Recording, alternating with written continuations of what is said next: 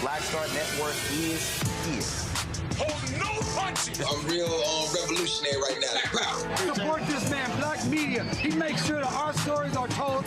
Thank you for being the voice of Black America, Roland. Stay black. I love y'all. All momentum we have now, we have to keep this going. The video looks phenomenal. See, there's a difference between Black Star Network and Black-owned media and something like CNN. You can't be Black-owned media and be scared. It's time to be smart. Bring your eyeballs home. You dig?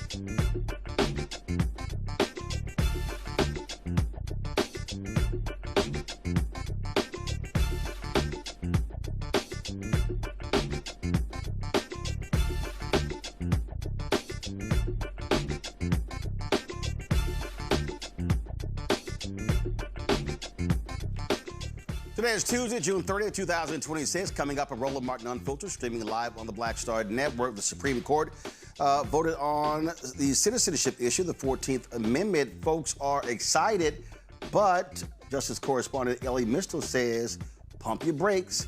It's not the clear victory that you think it is. And man, oh man, did Justice Ketanji Brown Jackson tear a new ass into Uncle Clarence Thomas. We'll tell you exactly what took place. Supreme Court also is going to allow no spending caps when it comes to federal elections. We'll break that down as well. Folks, 7 million people enrolled in the Biden-era Save Repayment Plan. They got 90 days to find a new one.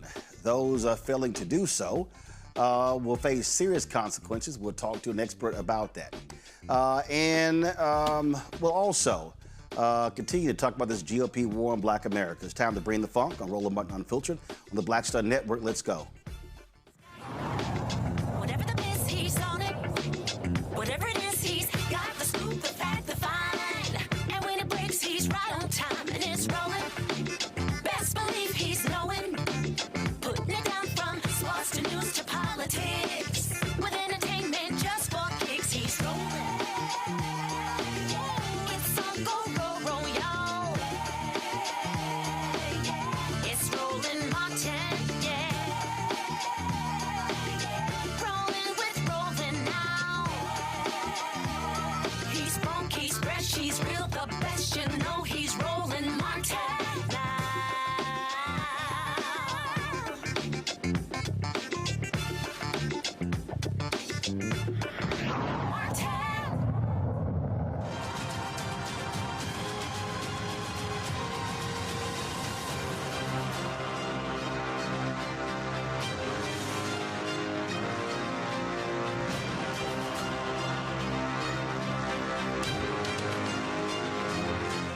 Today, last day of the Supreme Court's term, and a couple decisions came down that are crucial. One of them dealt with the issue of the 14th Amendment and ending birthright citizenship. Donald Trump, the twice impeached criminally convicted commander-in-chief, issued an executive order to end birthright citizenship. But how can you do that? How can an executive order be issued to end a constitutional amendment? All right. Justice Clarence Thomas, who agreed with Trump, said the court today takes the extraordinary step of holding facially unconstitutional the president's order excluding from citizenship the children of foreign temporary visitors and illegal aliens. Okay, gotcha. Ellie Mistel, Justice Correspondent for The Nation, Ashley Burrell, who is Senior Counsel for the Legal Defense Fund, and Damario Cooper, Executive Director of the Center for Powerful Democracy, join us right now. Glad to have all three of you here. Let's get right into this. Ellie, what the hell was decided today? And you have written that people who are excited about this ruling should really slow down and really understand what was said in the dissents. Yeah. Absolutely, Roland. Thank you so much for having me today. Yes, the court ruled that Trump's executive order is unconstitutional and that the 14th Amendment means what it says it means, right? That it's right there in our face. Everybody who is born here, regardless of the blood of their parents, regardless of where their parents come from, everybody who is born here is a citizen of the United States. That is the clear, plain language of the 14th Amendment. And the court upheld that 5-4. On the statutory issue, there's a federal law that just repeats the 14th Amendment, and on the federal law, the court upheld it 6-3, or revoked Trump's executive order 6-3. But on the core constitutional question of whether or not the 14th Amendment applies equally to all children born here, not just white children, not just children of American citizens, it was only 5-4. And so when I say pump the brakes, understand that those four dissents laid out the exact roadmap Trump is supposed to follow, that they hope Trump follows, or whoever succeeds Trump follows, in order to eventually overcome the decision today and eventually get rid of birthright citizenship. And if you don't believe me with that, about that's how these people think, I refer you simply back to Roe v. Wade. I refer you back to the fact that Republicans spent 49 years trying to overcome Roe v. Wade, while the Democrats were running around saying, hey, Roe v. Wade, we won. We don't have to do anything else to protect abortion through legislation or defense because Roe v. Wade, we're all good. And now Roe v. Wade is gone. And if the Democrats take the same approach to Trump v. Barber, to birthright citizenship, it won't take Republicans another 49 years to get rid of this. They are coming for it, and they will have that decision overruled within all of our lifetimes if we don't do more to shore up and support birthright citizenship. You made that point, and this Supreme Court, this extreme court, has history with that in terms of where, as opposed to just issuing a judicial ruling, they sort of explain a pathway to get to their actual aim. They've done this before. Kavanaugh, in his concurring opinion, says that all the federal government needs to do is change the federal law, and then the 14th Amendment magically goes away, according to Kavanaugh. Clarence Thomas and Sam Alito both said that the Trump administration should really focus on people, on this issue of people who are domiciled here. They contend that people on temporary visas, like a work visa or whatever, are not domiciled here. Where are they domiciled? Back in their home countries. That makes no sense, Roland. If you work in a place and you live in a place and you raise a family in a place, you are domiciled in that place. You're not domiciled somewhere else, right? If you move from Michigan to Ohio, you're not still domiciled in Michigan, even if you still root for the Wolverines, right? That's just not how it works. But Thomas and Alito say that that's how it could work if Trump makes that specific argument. So throughout all of these dissents, there are very specific arguments that the Supreme Court dissent want Trump to make in order to perhaps one day overcome birthright. You have to also remember that there was kind of a split here in terms of Trump going after two different groups of people at the same time. On the one hand, he was going after legal immigrants, people on temporary work visas or what have you, and trying to deny rights to their children. On the other hand, he was going after undocumented immigrants, people who have technically no legal right to be here, and going after their children as well. He was trying to do that both in the same executive order, and the Supreme Court is kind of saying, split those two people apart. Make one argument against the temporary people, make a different argument against the undocumented people, and I don't know, maybe we get to 5 votes. That's what the Supreme Court is saying throughout its dissents. While John Roberts, in his 30-page majority opinion, dude, this was a 194-page opinion. John Roberts's majority controlling opinion is almost perfunctory in that context. It's short. He's kind of saying, well, all the dissent is wrong. Birthright citizenship is just a thing. Yay. Right. And maybe that's something that he holds on to, but you're now resting the entire foundational principle of American citizenship on the very narrow shoulders of John Roberts and Amy Coney Barrett. And again, when we go back to Roe v. Wade, we've tried that before. We've tried resting an entire regime of human rights on the shoulders of just a couple of Republican justices, and you see what happened. You also had in a sense, a judicial ass-kicking between Justice Ketanji Brown Jackson and Clarence Thomas. Explain. So, Roland, you ever go to like a party and there's like one black guy at the party and he's just talking all kinds of smack? It's happened many times. Right? And then another black person shows up and that first black person gets real quiet. That's kind of what's happened to Clarence Thomas, because this man went out here and said that the 14th Amendment only applies to black people. And that is shocking to me, given that Clarence Thomas consistently says that the Constitution is colorblind. It's colorblind every time we ask for rights. It's colorblind every time we ask for voting rights. It's colorblind every time we ask for affirmative action. But for citizenship, oh no, the Constitution, it was only for black people, according to Clarence Thomas. And boy, Ketanji Brown Jackson just had time for that ass in her concurrence today, where she just ripped Thomas apart based on the history of the 14th Amendment and what black people at the time who supported the 14th Amendment, what they thought it meant to them. And she makes the excellent point, I think, that this idea that citizenship would just be conferred to former enslaved Africans was not the view of those former enslaved Africans in real time. They obviously thought that their children, their friends' children, knew Africans who were going to come over, that their children would also be citizens. And Jackson explains that Thomas is just making it up, talking out of the back of his ass as he goes. Ashley, Jackson writes, here we go to my iPad, consensus about the 14th Amendment's central motivation does not justify Justice Thomas's myopic treatment of it. The amendment caused a paradigm shift in the trajectory of our nation.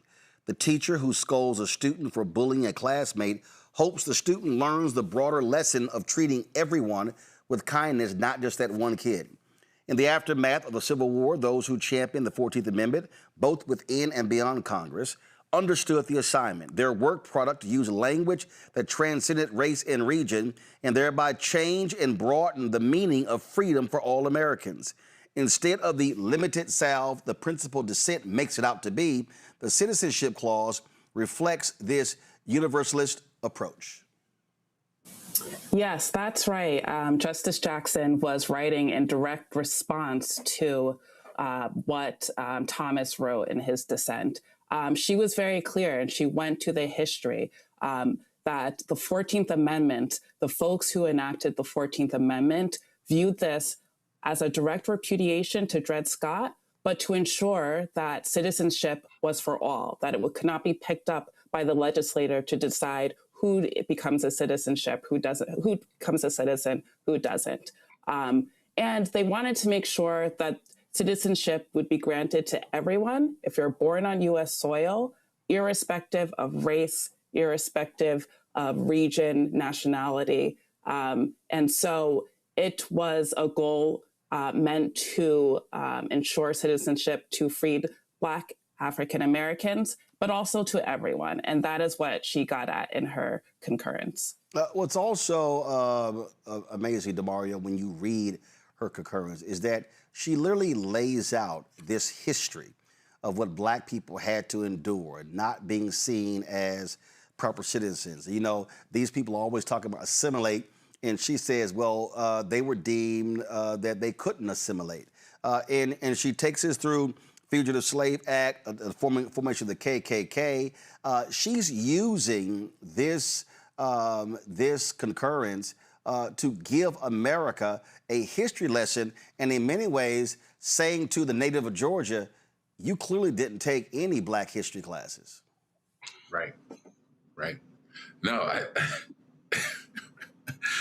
look, I mean, one, everyone should read what Justice Jackson wrote, right? Like the history of this country, what we experience as the United States of America is deeply connected to the 14th Amendment of the Constitution. In fact, it changes what the country is, right? And we don't learn about it correctly, and we don't talk about it correctly.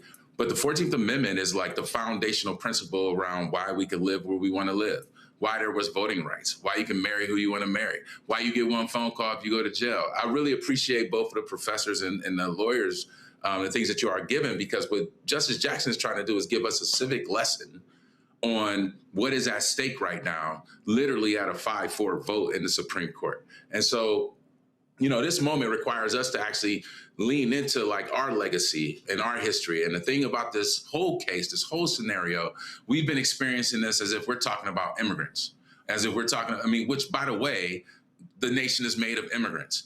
And second, the foundational principle that makes me, you, and everybody on the screen, and most of the folks who are listening to you, everybody who's listening to you actually, citizens, is the 14th Amendment of the Constitution. And folks won that, right? This is the thing that I really came here to say, really, Roland, is that people actually did things to win the 14th Amendment. It did not come out of heaven. It didn't descend from something else. There were a bunch of Black people who fought and died in the Civil War. And then there were another group of Black people who were organized into committees across the country, actually informing what went into the 14th Amendment. And that our folks, both Black and white folks, joined together and fought for a better union, a better democracy, a better nation for us all. In this current moment, this current clapback, this current white-Black clash clapback moment that we're experiencing, which is being headed by our president and pushed by a bunch of MAGA folks, we need to understand what our mission is right now. What's the mission for us? that we need to be in these conversations with our neighbors, that we need to be in conversation with each other about what's really happening in the Supreme Court and these decisions and the way that they can impact our lives. I love this here, I love this here, Ashley. She writes, freed blacks did not advocate for a unique set of rules that catered only to their situation, nor did they seek to advance their own position relative to or at the expense and exclusion of other marginalized groups. Instead, those whose gatherings helped galvanize the push for full equality understood that a diverse origin does not disprove a common nature, nor does it disprove a united destiny. The firmest foundation for freedom would require an anti-caste reset, both for his sake and for all ours, and would benefit all. That not only was a shot at Justice Clarence Thomas, it also is a shot at those ADOS and FBA people who, frankly, aligned with Trump on the 14th Amendment by saying it only applied to African Americans. Exactly. And there's another part of her concurrence where she says that the alternative account that the dissent attempts to put forward pitches Black Americans against immigrants when, and to quote her, the advocates who promoted the 14th Amendment did no such thing, and free Blacks fought for the shared humanity of all people. And that history is so important. The history that you just mentioned of organizing, freed Blacks in the North, organizing to ensure what the 14th Amendment could be, to envision what it could be, expansive rights for all. And so I think her decision really highlights that. And it's a lesson for all of us, all communities of color, to be galvanizing, to be organizing, to create what the 14th Amendment envisioned and what these people who fought for the 14th Amendment, fought in the Civil War, right, envisioned for this multiracial democracy. Right now, we're really fighting for this. And a lot of decisions came out these past 2 weeks that were devastating to our civil rights. But this decision is a glimmer of hope. Yes, it was, a 5-1-3, but you should know that it's also 6-3 and 6 holding that the president's executive order was indeed unlawful. And so we have to hold on to the victories that we have to continue to galvanize, organize, and continue to fight for our liberties. A couple of more questions. Ellie Mishta, my book, White Fear, How the Browning of America is Making White Folks Lose Their Minds. I mean, I've been yelling and screaming this very thing since 2009 with the inauguration of Obama. And I kept saying, folks, listen, prepare yourself. We are seeing the beginning stages of white minority resistance, and we better prepare for this war for the next 50 to 100 years. Well, that was 17 years ago. And now people are now realizing what I'm talking about. NPR accidentally published a story saying Alito was going to retire. We all are expecting this. In fact, someone posted that the Internet's Wayback Machine showed that that article was supposed to be posted on Friday. That means that Trump is going to get, more than likely, get a crack at his 4th Supreme Court justice. If Clarence Thomas retires, it'll be his 5th. A lot of people sat their asses at home in 2016, choosing not to vote for Hillary Clinton. Now they see what the result of that is. And so Ashley just said we have to hold on to these glimmer of hope. This is also what people need to understand, why November matters, Ellie. Why, if Democrats take control of the Senate, if they take control of the House, then they control that apparatus and they are able to stop a lot of things that Trump is doing.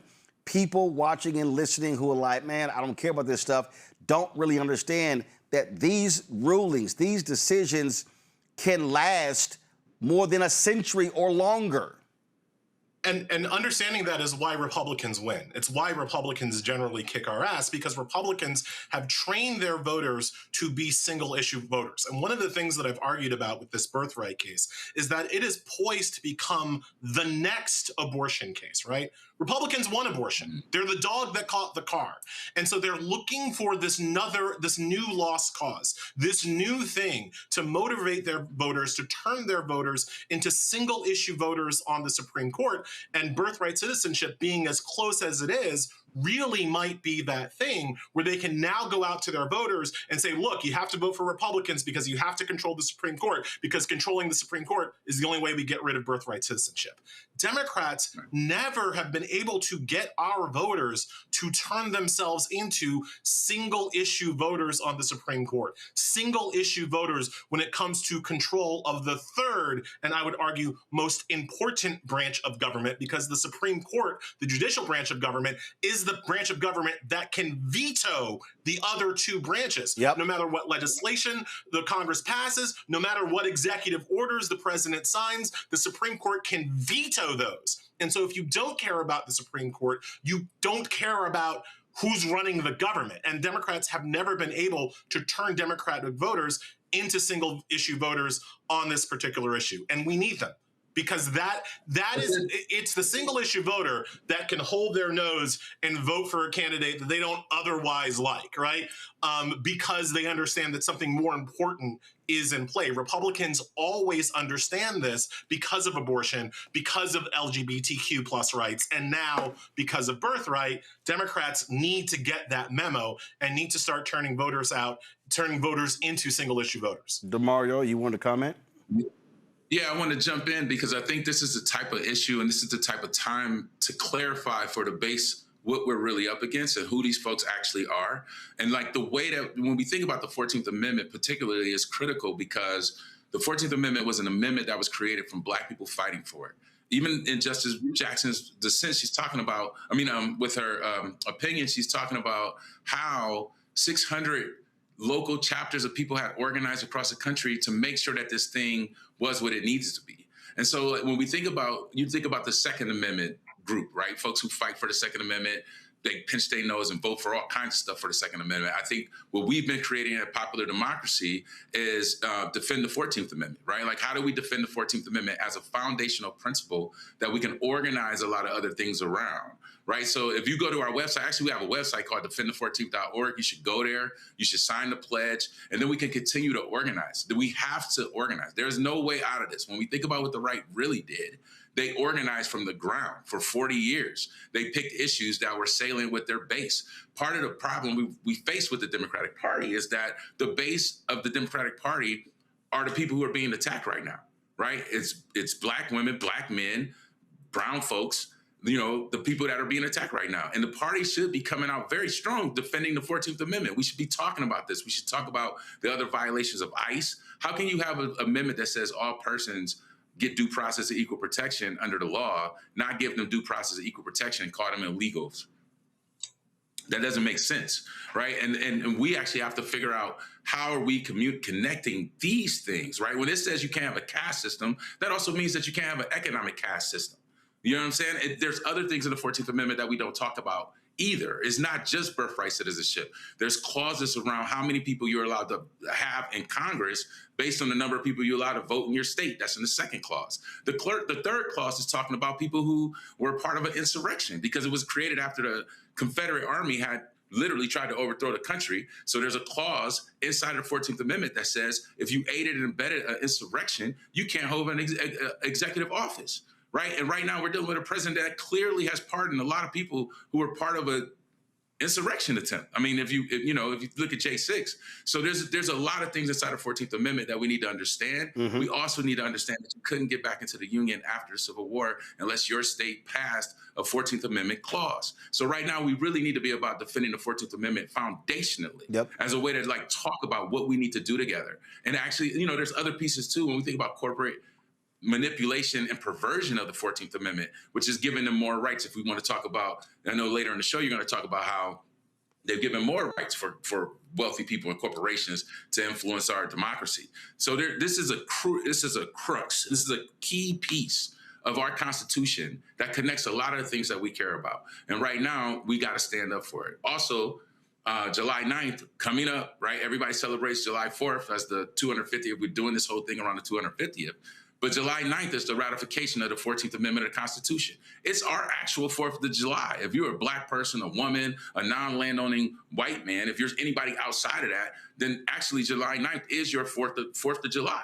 We should be celebrating that. And our organization is actually going to be in front of the Supreme Court on July 9th. We're going to do a large 1,000-person gathering and protest and really a march and celebration on July 9th. And we're going to like lean into what we need to do to actually create a country that we can live in and be sustained, a democracy that actually works for the next 250 years. That's like the work we need to get about right now. We need a vision like, what is the next 250 years going to look like? And what does it mean to be an American? Who's going to get to decide who is an American? And what is the kind of country that we want to live in? You know, I believe we're the patriots. We're the actual patriots, especially Black folks in the country. We're the people who care about the words in the Constitution. There's a bunch of people like us. You all should join us. It is our time to stand up and do something together right now. And we're seeing that in the attacks at the other side of the us. And it just the conscience of the country. Oh, listen. Dr. King often said, "America, be true to what you put on paper." And so, in fact, that was a photo of C.T. Vivian, Ambassador Andrew Young. It was Joseph Lowry, John Lewis, and I think it was one more. And Holder said to me, those were the second founding fathers. And he was just talking about in terms of that particular photo. Ashley, I want you to close us out to the point that DeMario just said. Here we go to my iPad. See, when we talk about the 14th Amendment, Ashley, we often only talk about birthright citizenship.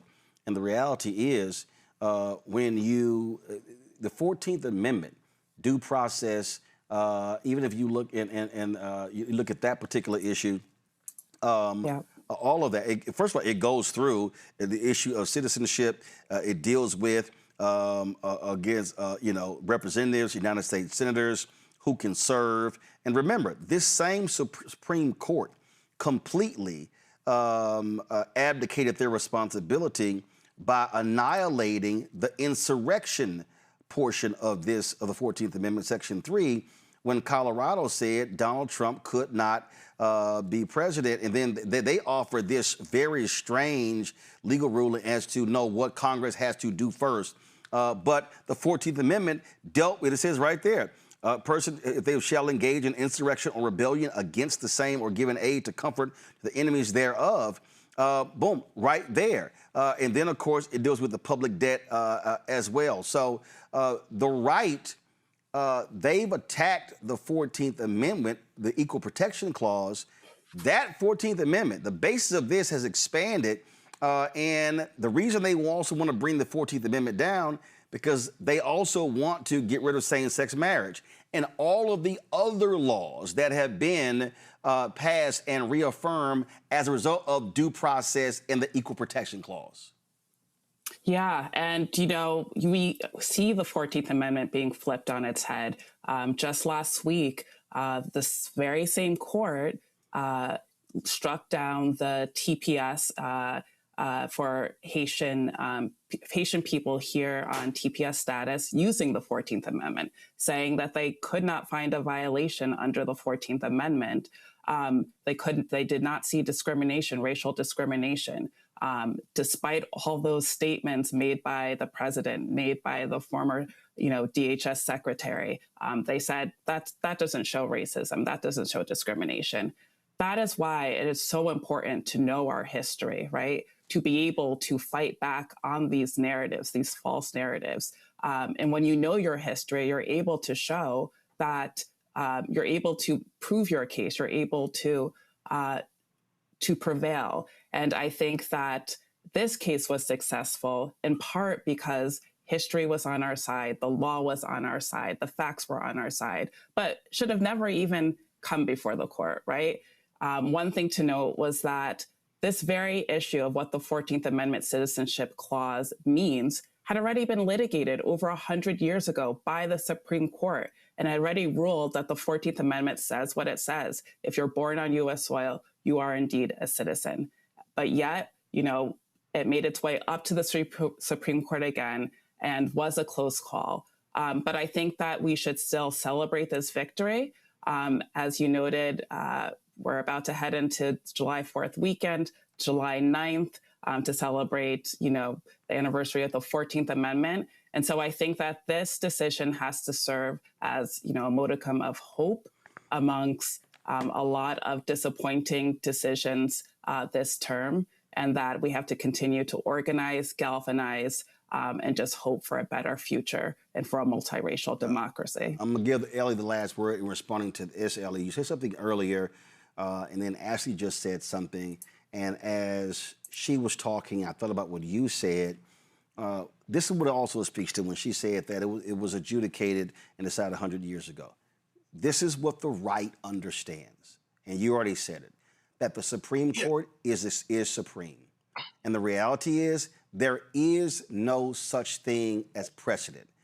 Every time there is a hearing for the Supreme Court, they bring up stare decisis. And that was always brought up when it came to Roe v. Wade. And to your point, Democrats leaned on that. Democrats said, oh, stare decisis, Roe v. Wade is decided. No, what this extreme court has made perfectly clear, we don't give a shit what any previous court decided.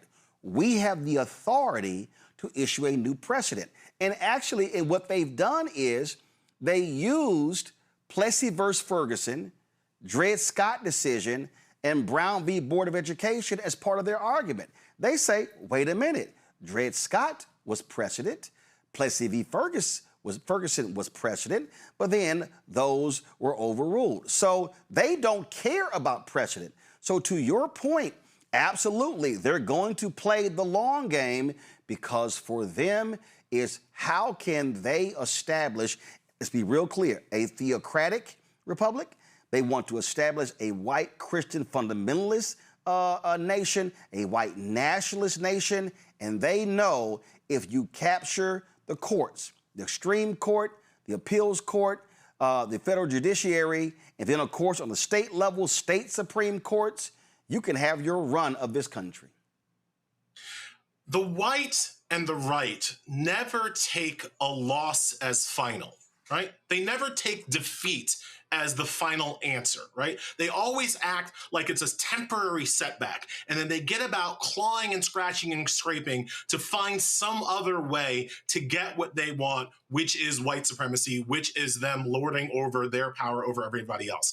I like to remind people, think about how many times you have heard, you have read a story about they found a Klan robe in somebody's closet, in somebody's attic, and so, right? Like, it comes out of nowhere, right? And whenever I hear one of those stories, and there are a lot of those stories, I always want people to remember what that means is they ain't never throw the Klan robe away. They ain't never throw it away. They might put it in the closet, they might put it in the garage for a little bit, but it's always still there. And they're always waiting for the day where they can bring it out again.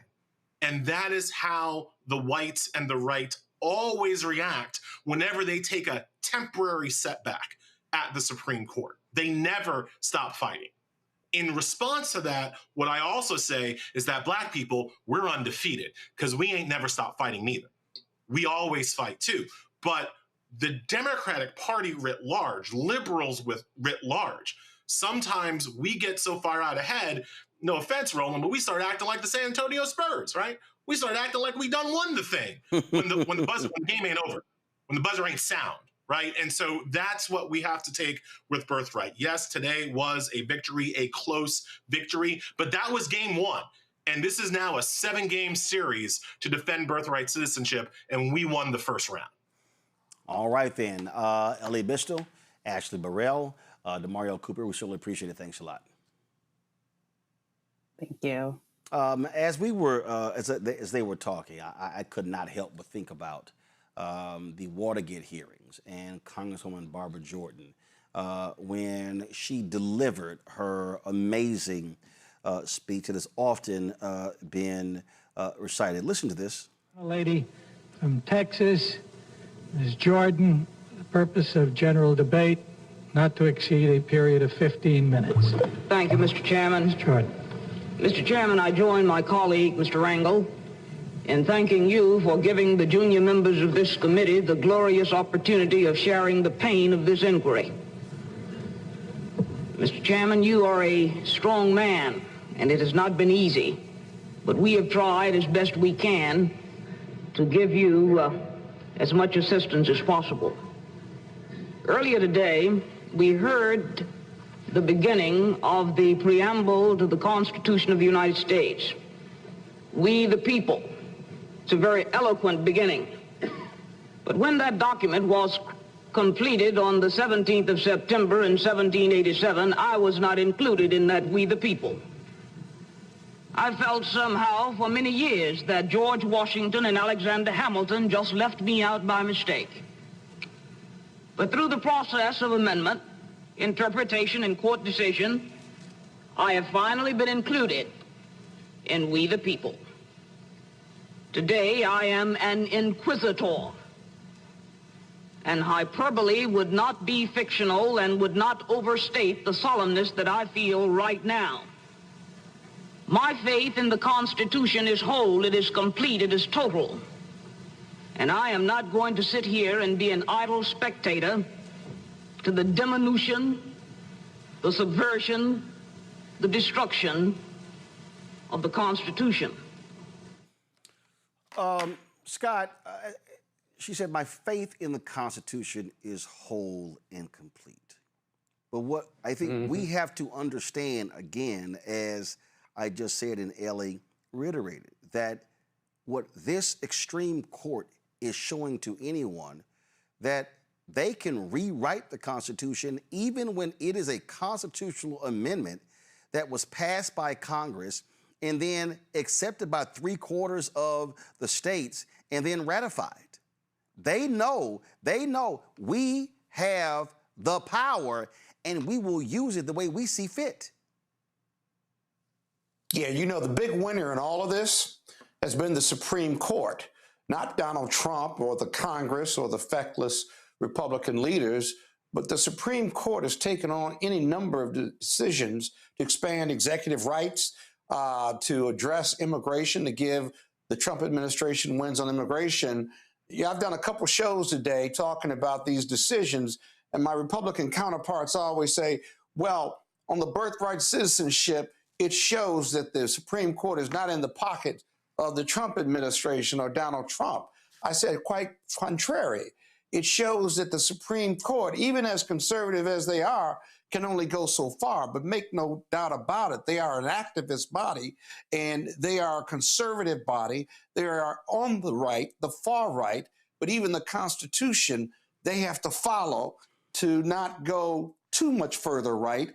And so there's no, I heard your prior guest say that this is some type of hope in regard to the birthright citizenship. I tend to agree with Ellie. It's not a hope at all, quite frankly. It's just the beginning, not the end. And so faithful to the Constitution, as Barbara Jordan said, faithful to the Constitution, a document that did not include her or me or you or anybody else on the panel when it was first drafted. In fact, 75% of the signers of that document owned slaves at the time. And so the maturation of Black America and our communities, and yet how much we still love this country and how much we love the Constitution and how much we love freedom, justice, and equality, because we've had to fight to be a part of this America. And so I think you're right about Barbara Jordan, but more importantly, we have not only a consciousness, but our white friends on the other side of the aisle don't seem to have the same loyalty, other than their privilege that they believe that they've earned, but they just felt like they inherited. We somehow have to continue to press them to be that independent voice and to be faithful to the same document. How ironic that is, Roland, that we are the faith holders of a Constitution that did not include us. But, just let that sink in. But here's the piece here that we have to recognize here, Michael Brown. And that is, it's not just white folks on the other aisle. It's also white folks who are Democrats. This is Joe Biden talking to 60 Minutes with regards to expanding the Supreme Court. Domestically, Democrats have lost the competition to control the U.S. Supreme Court. Listen, who is on your list, Joe? Mr. Biden is under pressure from his own party to consider increasing the number of justices if elected. It's called court packing, and while he's said he's no fan of the idea, he's never completely ruled it out. Judge Amy Coney Barrett is on track to become the 9th U.S. Supreme Court justice. That would give the conservatives a 6-3 majority. If elected, would you move to add more justices to the Supreme Court? If elected, what I will do is I'll put together a national commission bipartisan commission of scholars, constitutional scholars, Democrats, Republicans, liberal, conservative, and I will ask them to, over 180 days, come back to me with recommendations as to how to reform the court system, because it's getting out of whack. The way in which it's being handled. And it's not about court packing. There's a number of other things that our constitutional scholars have debated, and I'd look to see what recommendations that commission might make. This is a live ball. Oh, it is a live ball. No, it is a live ball. We're going to have to do that. And you're going to find there's a lot of conservative constitutional scholars who are saying it as well. The last thing we need to do is turn the Supreme Court into just a political football. Whoever has the most votes gets whatever they want. Presidents come and go. Supreme Court justices stay for generations. Michael, that's the fucking problem. Oh, I'm going to put together a blue ribbon panel, which is what he did. And guess what? It was bullshit. The reality is this here. This is the fundamental flaw with Democrats in power. They are more institutionalist than Republicans are. Democrats are about how do we maintain the institution? How do we respect the institution? How do all of that? Republicans are like, yo, blow this shit up so we can get what we want. That's their position. And so Joe Biden was wrong. Joe Biden and Hillary Clinton were both wrong when they said, oh, when Donald Trump goes away, then the old Republican Party is coming back. Not realizing that that is today's Republican Party. That answer before the election and then how he behaved when he got in is a part of the problem. Obama, same way. I can go back and forth. Democrats kept thinking, oh, no, those things are settled. They're going to respect a previous Supreme Court decision, not when you have a hardcore activist court.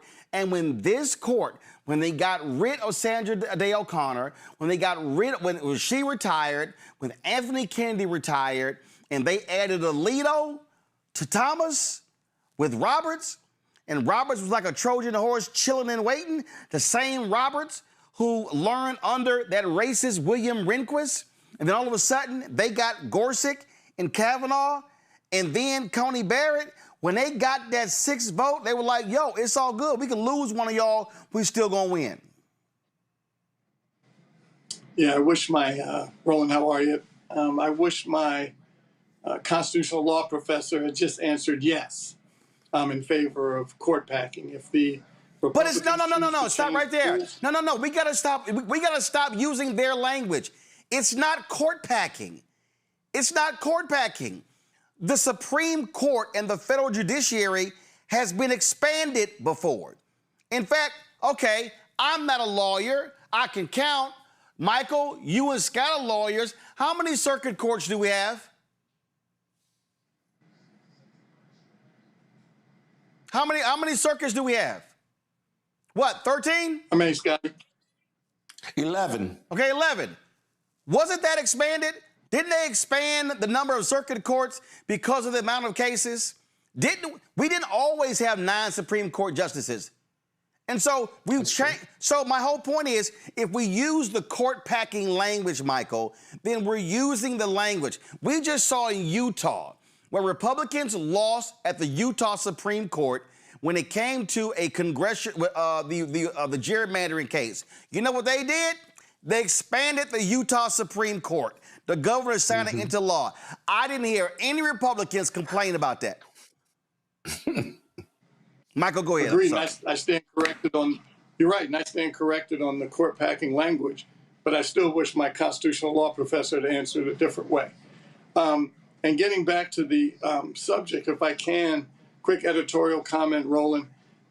Yesterday, our good friend Scott Bolden and I participated in the D.C. Chamber of Commerce golf outing. And I have to say, I'm proud to say that our Kappa friend, his group, won the outing yesterday. So proud and congratulations. Pencils have his group. Pencils have erasers.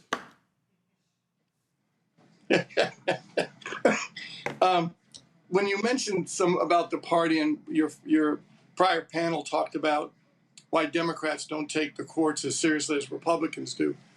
We had, not every general election, but we have gotten into this pattern of Democrats like to fall in love with a candidate rather than winning. That seems to be more important. And so when you don't get exactly what you want, you either stay at home or you say, well, I'm not going to vote for this particular person for whatever reason. And we have yet to take the court issue as seriously as Republicans have. And until we start to get a little closer, or frankly, succeed what their thinking is about the court, we're going to always be kind of in this defensive posture of these kinds of cases. And so your prior panel was exactly right to tackle that particular issue and to talk about it. We can probably count on maybe less than one hand how many actual Democratic nominees for president were more concerned about winning rather than being the perfect candidate. And we have to somehow also get back to that. But again, congratulations. When Coney, the last time a Democratic president appointed the Chief Justice of the Supreme Court was a year before my parents were born in 1947. That was the last time a Democrat appointed the Chief Justice of the Supreme Court. The reality is this. For my entire life, all 57 years, 58 in November, Republicans have run the Supreme Court. They've run the Supreme Court. And whoever runs next in 2028 should say, yes, I want to expand the Supreme Court. They should. And what they should say, Win Cooney, is this is not new. The next person should say, we should have the same number of Supreme Court justices as we have circuit courts. Make the case. I mean, I don't. Make the case in terms of workload, because let's also be clear. This Supreme Court does not hear a lot of cases. They don't really work a lot. I'm just saying. It's amazing how light their caseload is. And so you can make the argument, but Democrats and progressives had better get real damn serious about the federal bench, because this is where the most power lies. That's why all them Simple Simon punk-ass Negroes who were talking shit under Biden-Harris, who were like, you keep bringing up how many federal judges Biden appointed. I'm like, you damn right, you dumbass. Federal judges wield enormous power, and we will be stupid to act like the person sitting in the Oval Office is not no big deal based upon who they appoint to the federal bench. I totally agree with that, Roland. I think when we really think about some of the challenges with the Supreme Court, it's the one way that we've really paid homage to, our English colonialist roots, in that there is no term limits on the Supreme Court, right? So what we see is exactly what you elucidated. We see people that are appointed, that are dying out in office, right? We see that there's no way that the liberals have been able to get even a foothold in the Supreme Court. And so the only way to restore any type of ideological balance is to propose adding more justices to the Supreme Court. Now, I battled with this in my mind as you were talking, Roland, because I was like, man, do we really want to be like them? Do we really want to change the rules of the game to win? But I've come to the conclusion it's the only way to win. It's the only way to reverse stolen appointments. It's the only way to safeguard democratic rights. And if we look back far enough, it's actually an historical precedent. Like you said, Roland, when you were talking about the circuit courts, if you look back far enough, between 1789 and 1869, the size of the Supreme Court fluctuated and it was changed 6 times. So even though that hasn't necessarily been done in modern contemporary day, it has been done historically, and thereby we know there's precedent set that it could be happening again. Look, it's real. It's real, Scott, and folks better wake up. Yeah, you're absolutely right. You know, the problem with the Democratic Party, they like memos to be right about, and they're institutionalists, right? As opposed to understanding politics is about getting one more vote to the next guy, win at all cost. And when you got some Republican, conservative, political gangsters on one side, and then you got these institutionalists on the other, the street fighters who got the guns versus the knives, the guys with the guns are going to always be there. And we got to change our game plan. We don't have to be right. We just got to win. That doesn't make us in some way morally reprehensible, but you got to be morally reprehensible if you're going against an enemy, a political enemy that's morally reprehensible, just to balance it out. And so that's why the Democratic Socialists, and I hate getting into labels, but that's why they're winning in urban America. They only got 3 issues, and people who can't afford it, they argue affordability. They hate the Democratic institutionalists because they believe that they've let Trump get away with murder, including winning 2 elections against 2 women. And then also, we don't fight hard enough. They want to fight harder. They want to take out the guns to go match to match in a street fight because they know they're in a street fight, if you will. Now, if they win, they're going to move to the center because the politics of governing is different than the politics of campaigning. It's a popularity contest, right? But that's why they're winning. And Democrats, I just wrote a piece on this, Democrats, institutionalists, need to learn from the Democratic Socialists in these elections in urban America in order to be armed instead of fighting within the party. Join forces with them to the extent you can, their permanent interests, and go forward.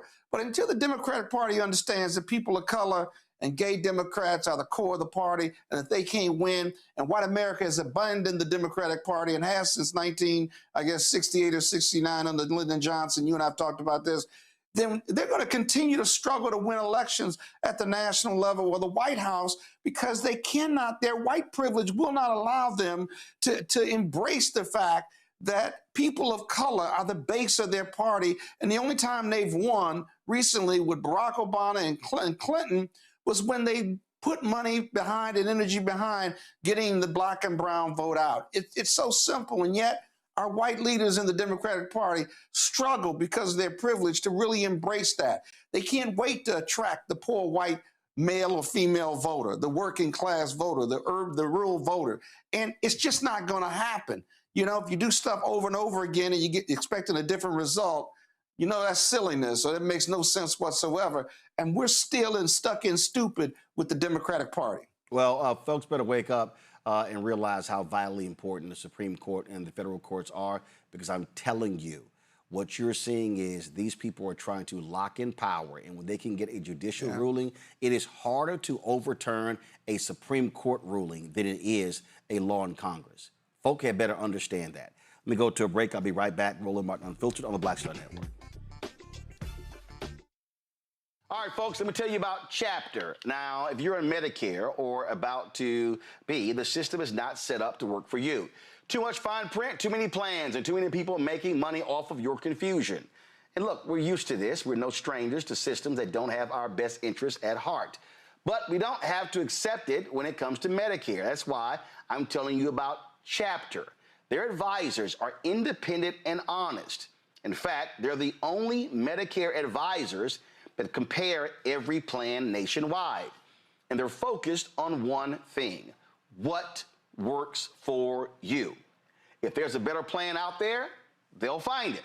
If you're already in the right one, they'll tell you that too. There are no games. Just last year, people who switched with Chapter saved an average of $1,100. It's 20 minutes and a real person. It's completely free. My parents actually have already called. My mom sent me a text. Folks, give Chapter a call at 724-264-8281, 724-264-8281, and connect with someone you can trust.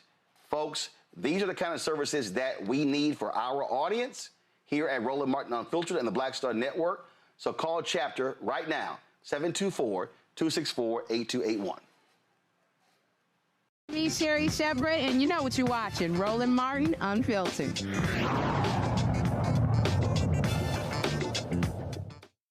Folks, the Supreme Court lifted the federal cap on how much political parties can spend in coordination with their candidates. In a 6-3 decision, the court's conservative majority ruled that concerns over wealthy donor influence and campaign contribution limits were insufficient to justify the restrictions, finding that the caps violate the First Amendment. Before the ruling, party committees were limited to about $63,600 for most House races and from $127,200 to nearly $4 million for Senate races, depending upon the state. With those limits now removed, critics believe the decision opens the door for greater influence from outside groups such as wealthy donors and super PACs, thereby weakening anti-corruption safeguards. According to the Federal Election Commission's statistical summaries, Republicans already have a significant financial advantage heading into this year's midterms. Democrats typically did better because of their small donors, but Republicans, because of the billionaires, typically do better when it comes to super PAC. Michael, you are formerly on the Finance Committee, the Democratic National Committee. Your assessment of this decision?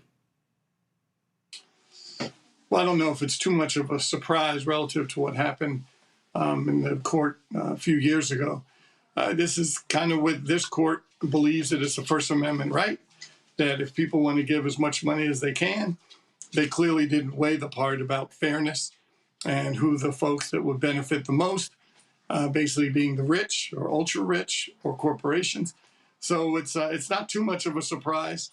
And so now Democrats have to do what they can on the phones and doing the best they can with the left-leaning billionaires and millionaires and big companies. But that still doesn't mean you turn your back on the smaller donors, as in labor unions and the like, and folks that want to give $5 or $10. So it's not too much of a surprise, but clearly we got to continue to get to work and work very hard on it. When Coney, obviously, Republicans are elated because they know now their big-time billionaires can now just dump more money into these campaigns. Yeah, and Roland, to the previous topic we were just talking about, we are getting our asses absolutely handed to us by the Supreme Court, right? So now what we see is that this free speech versus corruption notion is going to be a growing issue because these limits are not going to be deemed necessary to prevent corruption or the appearance of it. But then you also have these lasting concerns over soft money, right? This is going to create a massive loophole that's going to allow these wealthy donors to bypass strict individual contribution limits because they can funnel this unlimited amount of money to party committees. And so really, these party committees are just going to act as super PACs, right? And so it is extremely concerning because, as we know, there's a lot more billionaires on the right than there are on the left. And so I'm concerned about what this means for the future of the Democratic Party as we know it. But, you know, I think this is exactly poignant in terms of what we were talking about before. Without a real serious revamp of the Supreme Court, we're going to see decisions like this continue to pass and continue to push the United States towards fascism. It's really no surprise. Scott? Don't need more dark money after this decision. I mean, the floodgates of corruption have opened up now. If the corruption and dirty money, clean money into campaigns, it's just the handcuffs are off, the gloves are off, and let the money pour in. The Republicans have multiple millions of dollars, much more than the Democratic Party, and it is and while you have limits on what you can give to a party, now you can communicate and coordinate with your Democratic Party or the Republican Party. You don't really need as much dark money, although it'll still be there with these independent expenditure packs. But between the IEPs, right, and now the RNC and the DNC, my goodness, the amount of money that's going to flow into a campaign now is literally unlimited. With that comes corruption, but more importantly, it corrupts the process and who is going to lead you and who your candidates are going to be.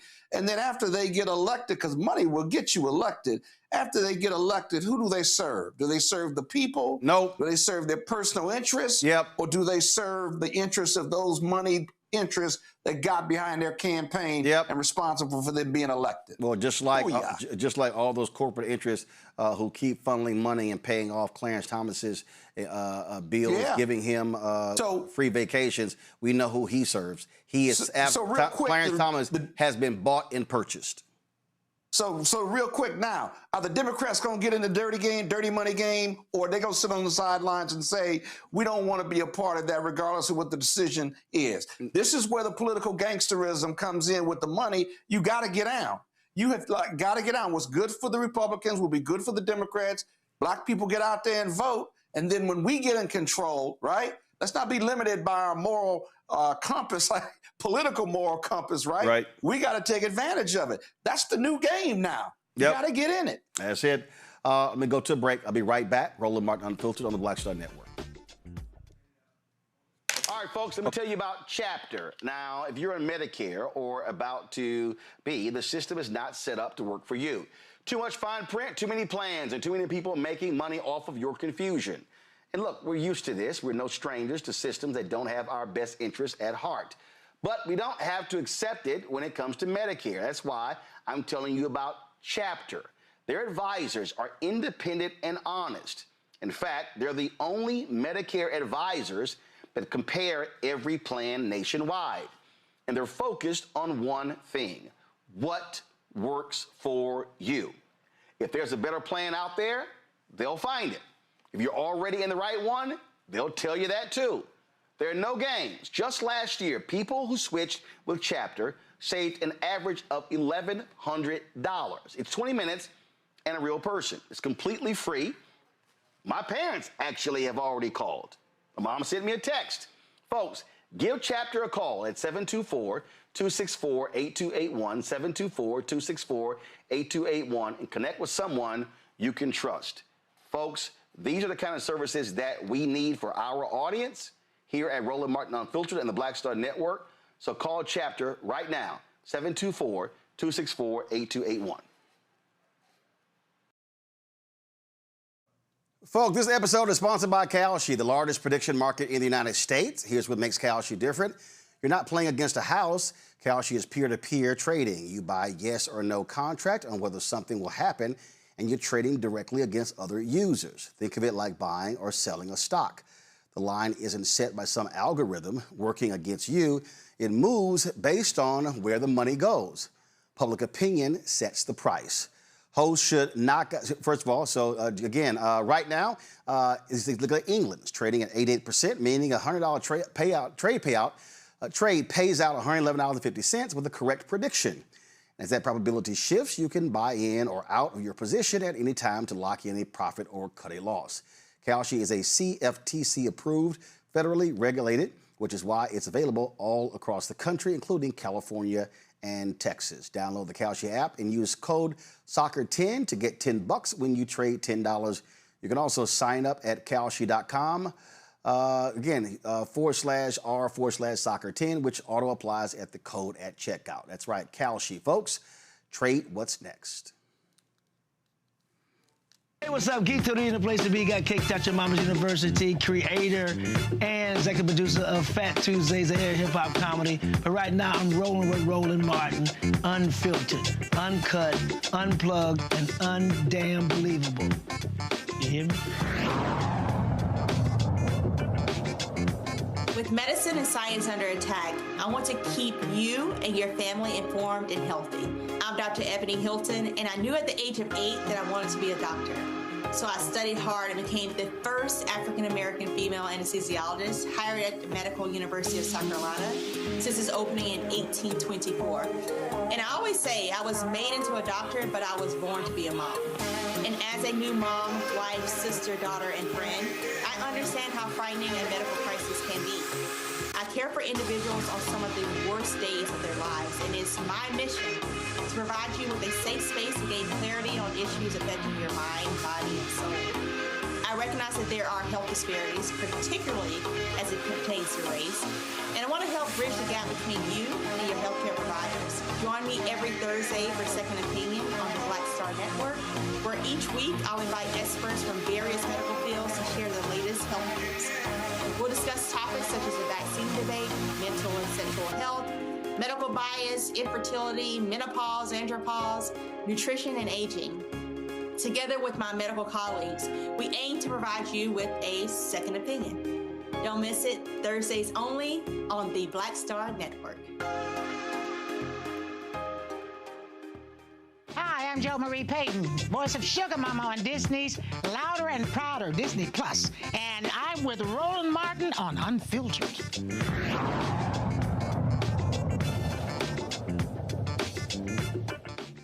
All right, we told y'all elections have consequences, and the reality is Harris losing, Trump winning, meaning you're getting screwed when it comes to student loans. Man, guess what? Starting tomorrow, July 1st, significant changes to the federal student loan system will be implemented under Trump's pathetic, big, beautiful bill. More than 7 million borrowers currently enrolled in the Biden-era SAVE repayment plan will have 90 days to select a new repayment option as the program is being phased out. Those who default on their loans may face wage garnishment, loss of tax refunds, and severe damage to their credit scores. These changes are expected to affect black borrowers disproportionately. According to the Center for American Progress, nearly half of black student loan borrowers have defaulted on their loans. We're going to be talking about that with a guest shortly. But this thing right here, it goes to show you when we're talking about, again, elections matter. We can go over a host of issues. And this is what I've been trying to tell people all across the country. And I've been saying this till I'm blue in the face. And you know, people sit here and go, oh, my goodness, why do you make a big deal out of this? Why do you keep talking about this here? Because we're going to continue to talk about it because we have to learn to connect the dots. And there are lots of people who are watching right now. There are a lot of people who we know, especially a lot of young folks and others, who believe that, you know what, I think, you know, I can check out. It really has no impact on my life. So therefore, I don't really have to pay attention to these things because I think it's just a whole bunch of drama. And so I see these people. I see them commenting on my social media. Oh, here y'all go again. Y'all trying to scare us or trying to scare us into voting. No, what we're trying to lay out to you are the consequences of when somebody else gets in. Tomorrow, I'm going to be in Fort Lauderdale, and we'll be live streaming this event. It's called We the People. We're going to be at New Mount Olive Baptist Church, 400 Northwest 9th Avenue in Fort Lauderdale. Norm Nixon, former LA Laker great, is going to be moderating the panel. Tracy Jones is on the panel. I'll be there with Dr. Rosalind Osgood. Performing is Kiera Sheed. Why are we having this We the People Coalition event? It's real simple. We have to begin to teach people how the dots are connected. There is no facet, there's no part of your life that politics does not touch. There's none. The food you eat, the water you drink, the air you breathe, the clothes you wear, what's on your feet, I don't care what it is, politics plays a role in it.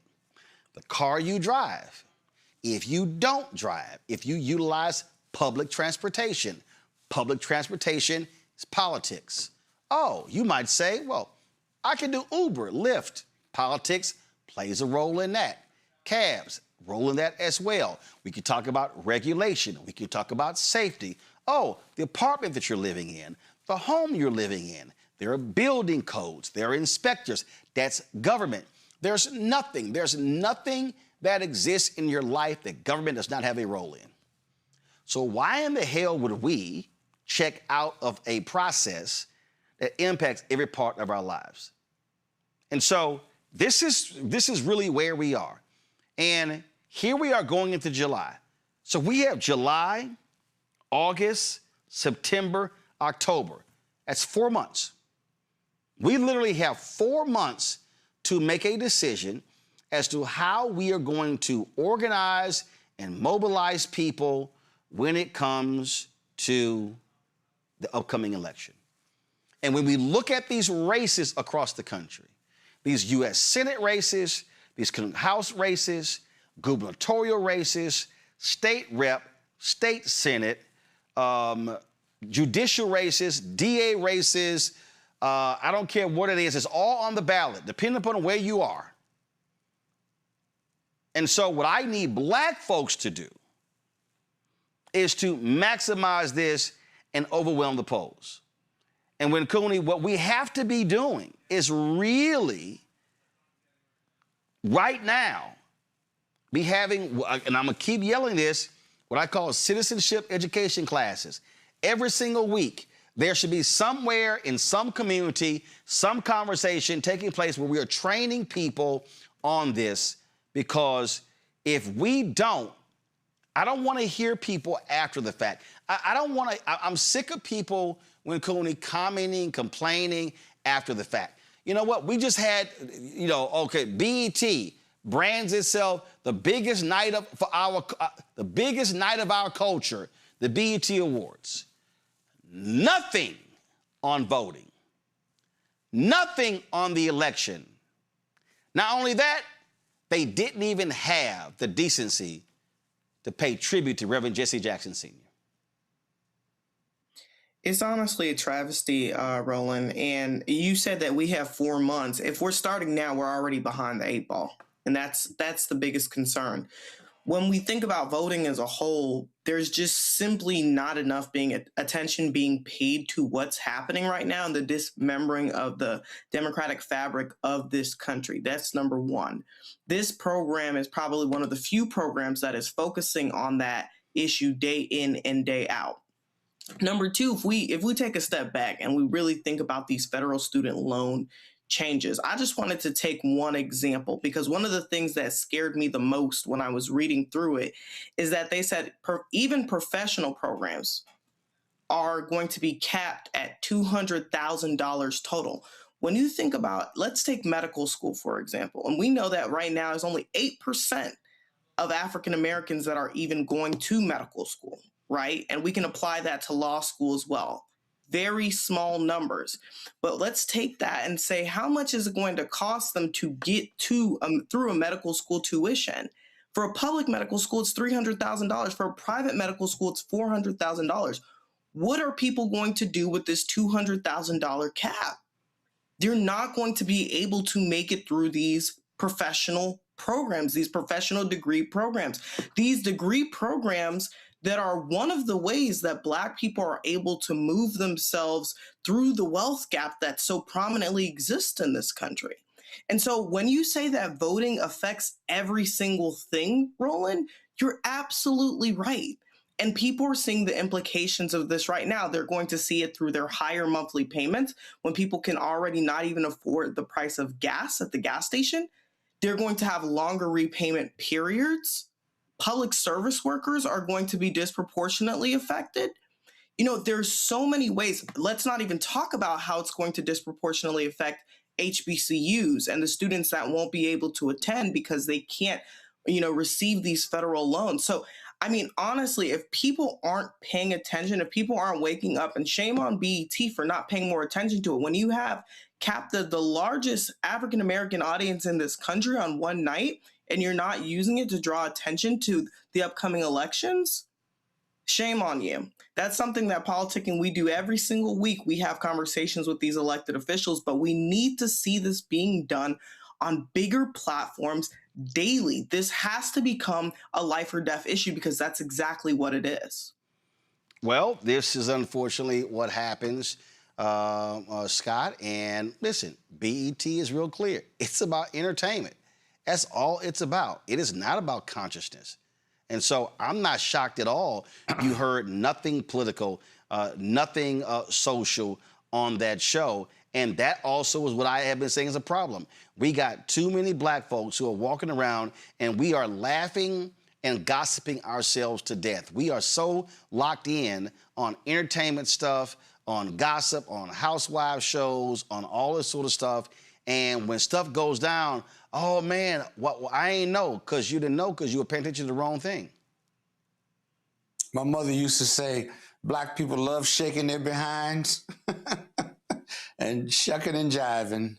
And we shaking our behinds and singing. We know every word to every rap song that Cardi B ever put out. These young people, the least, the lost, and the left out, and talking instead of the seriousness of our politics in the state of where we are in this country. Here's a question for you, Roland. People vote for who they know and people vote for who they like, right? But they got to vote because they care. And I don't think Black people, our Black communities, let's be real honest. Let's be real honest. They just don't care. Sure, you and I can intellectualize our vote, and we're super voters. Everybody on this panel, we vote in every election, local, state, federal, if you will, right? But what about the Black communities where you have the least, the lost, and the left out, as Marion Barry used to say, right? How do you get them to care? care about voting in every election because they are the most dislodged, if you will, from the system because they don't believe in the system and they don't believe it can make a difference in their life. You can get those voters, those disaffected voters, to care about voting, right? Then you'll be cooking with grease. But today, no matter how many programs we have, no matter how many leaders we have, the voting at the local level, state level, and federal level of our Black communities, whether you register them or not, right? They have every excuse. They tell themselves not to vote. If you can get them to care about it, right? If they are disaffected vis-a-vis now, they can be affected by this, or they understand it. You get them to care to vote, you can win every election. But they just don't care. Tell me where I'm wrong about that. Michael? Scott, I don't know if you are wrong. I think that's the challenge, and we hear that so much. Also, we hear, to add to your list that you just mentioned, is, well, it's not going to matter. My vote doesn't matter. Even if I do vote, everything's going to be the same. Politicians don't care about us except when it's time for a campaign, and then they come to our communities. I think the onus is on not just the voter, but the onus is also on the elected leaders and or folks that want to be elected leaders to demonstrate that there are going to be different and engage more. Because back to the, for example, as many people have had a problem with Biden's tenure as president, he did put up to relieve folks of student loan debt. And then folks, but obviously the election changed hands next, but you better believe Vice President Harris would have continued that program. But because folks were sitting at home and my vote's not going to matter and I don't care, clearly the election went a different way. Again, where we are is real simple. That is getting people to understand that elections have consequences. And when we talk about the student loan repayment, it's going to be a lot of people who have not been paying attention. It's a lot of people who are going to be going, oh my God, what happened? And then when they start having those tax refunds snatched and wages garnished, then they're really going to be asking the question. That's because they're not paying attention.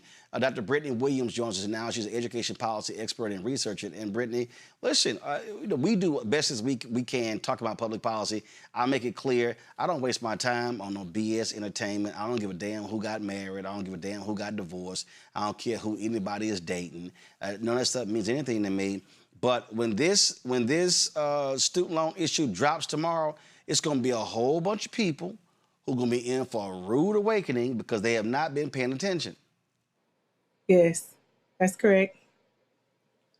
Walk us through what's going to happen tomorrow. So there are quite a few things that will actually start tomorrow, and I'm so glad you said that, Roland. First, thank you for having me. But there are a lot of things happening, and I think folks have not been paying attention. And tomorrow is just the start. So there are things that'll happen tomorrow, but we need to be paying attention for the years to come.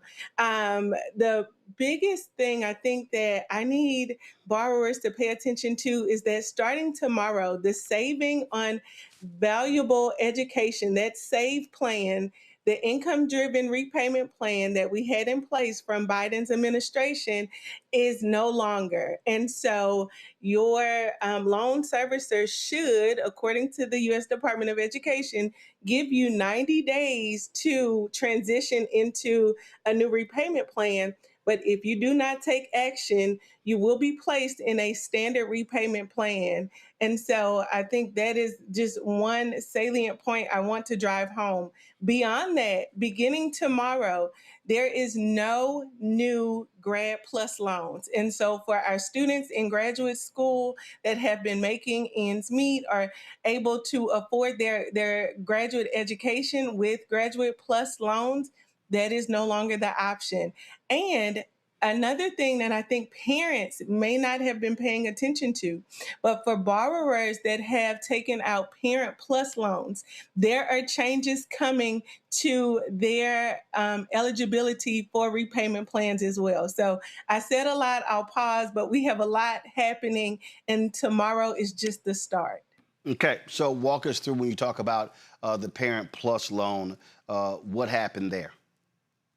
So with our Parent Plus loan, in order to remain eligible for any income-driven repayment plan that those loans may have been put in, before tomorrow, borrowers should have already consolidated into a direct consolidation loan.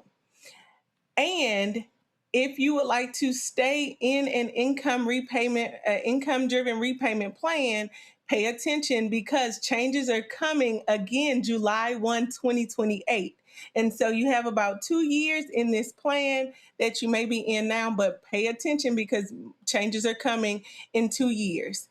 Parents who borrow new Parent Plus loans after tomorrow will no longer have access to those income-driven repayment plans. And so those parents that are thinking, if you have a scholar that's entering into their post-secondary education in the fall, that's something that you need to absolutely be mindful of as you are considering paying for your students' education.